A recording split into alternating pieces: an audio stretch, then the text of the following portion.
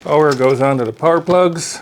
USB goes on to USB 3. You can power off and power on each individual USB plug.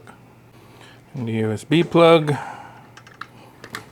goes to USB. And you can populate this with all USB that you need. Turn them on.